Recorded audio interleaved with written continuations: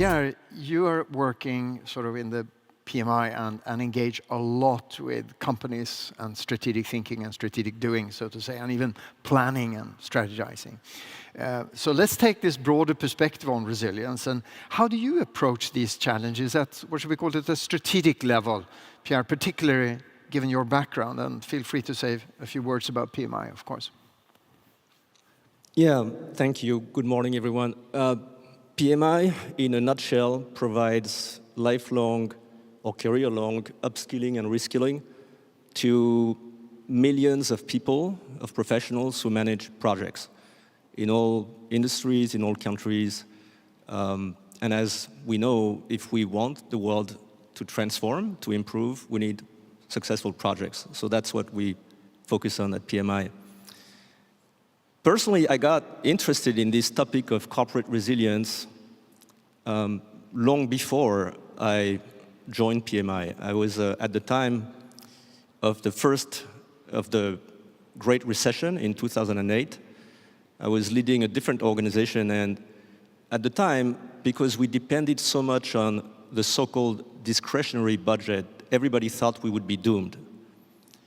And in fact, we were affected, for sure, but only by a few percentage points of growth. And we rebounded pretty well and pretty strongly. And then financial analysts were asking us, how did you do that?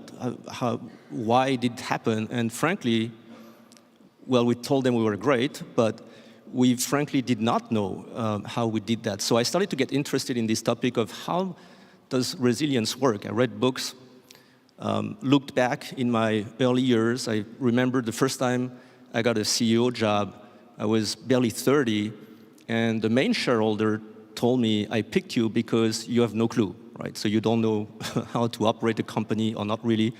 And at this point, they were going through a massive digital disruption, and they thought that someone who did not know any recipe would probably do better. And we actually did improvise a digital transformation without even knowing, and it gave another 10 years of growth to the organization.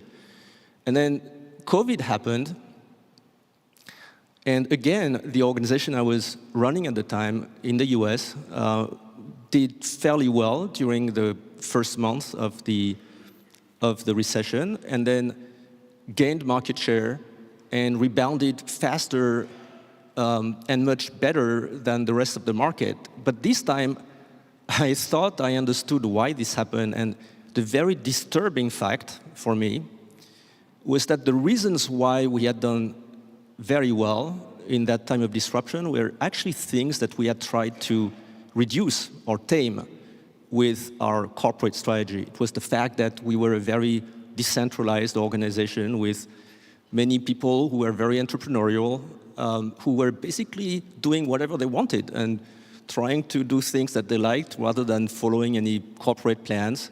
It was the fact that we were very complex, we had way too many products, and all that helped us enormously during this time of disruption. So I started to get this question in mind: does the way we do corporate strategy, does the usual best practice of developing a strategy and implementing a corporate strategy, does it, in fact, generate more fragility in companies? You know, is there some sort of a paradox here where a good strategy may make you less resilient? And if you think about strategy, you know, the fact that you're choosing very carefully and intentionally where to play, where not to play, you try to develop a very precise value proposition that is supposed to make you win. And it usually comes with a plan to also simplify, consolidate, reduce the number of products you have, reduce the number of offerers, eliminate overlapping structures, try to consolidate your supply chain, try to sometimes even reduce the number of clients you work with so that you can focus more and make more money. You know, all these great ideas and best practices are interesting, but if you look at the systems that are the most resilient, think about systems like ecosystems or biosystems. They're very complex, super complex. If you even think about human organizations that are very resilient, think about the ones that are very difficult to eradicate, like criminal organizations. terrorist organizations. Think of Al-Qaeda. I mean, it's kind of now taken over by one of its subsidiaries, but the principles are still there, right? They are very difficult to eradicate in spite of all these resources that we put to eradicate them. But they do not abide by the rules of great corporate strategy. They're very decentralized, sometimes very siloed, yes, connected, but they don't operate in the same way at all. So I got interested in what can you do when you build your corporate strategy to avoid reducing your resilience. And some of that, by the way, is not about strategy. It's about culture, as we mentioned before. It's the kind of leadership you want to nurture, having resilient leaders, mindful, very good connectors, diverse as well. So all that matters. The structure has to be probably quite distributed, but still clustered, so that you have critical mass and ecosystem that can survive on their own. But if you think of strategy itself, I came with some ideas that I want to share with you. It's not science, it's more art and observation and maybe some ideas that could be built on.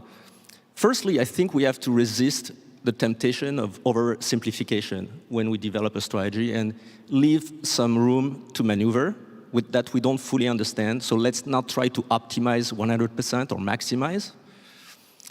Second, I believe that in the way we think about bets, when you're a CEO, you have a lot of pressure to make big bets. Like people are asking you to make big bets. Let's stop the small stuff, let's do big bets.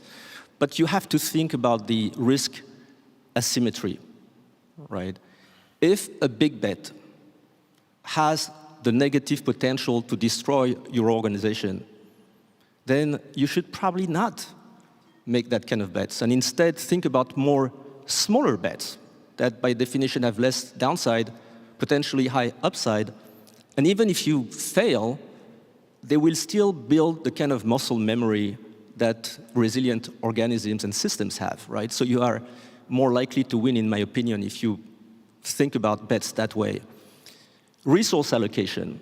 We all know that creative resilience is a lot about innovation.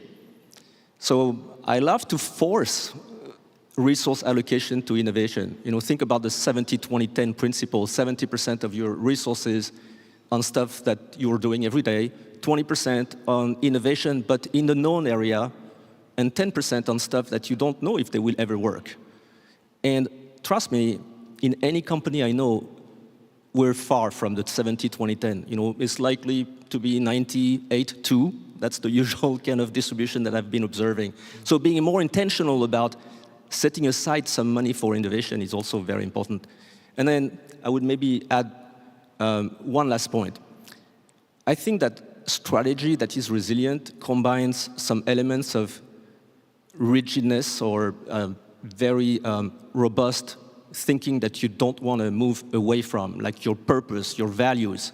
The rest should be more fluid, like we teach in project management, agility, right? These plans, actions can be iterative, can be incremental, can be fluid, but the values, the purpose are what will stay when the lights go off. And when the lights go off, your teams have to be able to operate without a clear direction, but know at least what is the beacon, how you behave through your values, what is the purpose of your organization, and then from there, when the light will switch on again, probably your organization will have made more progress than competition, and your goals will carry on. Okay, super interesting, because you're referring to examples of some terrible organizations, but there's actually quite some research on organizations that are extremely resilient, but more positive in a sense, like first responder organizations, even some military organizations, aircraft carriers. There's zero error margin for that. And it turns out that there's some perhaps explanation for that. And one of them is a very old concept from actually the 30s and 40s called heedful interrelation, which means that everybody in the team basically knows what the other person will do before they do it. Sort of super well-trained, super know, almost anticipatory. Do you see that as also part of being more resilient in strategy making, that we try to kind of anticipate each other?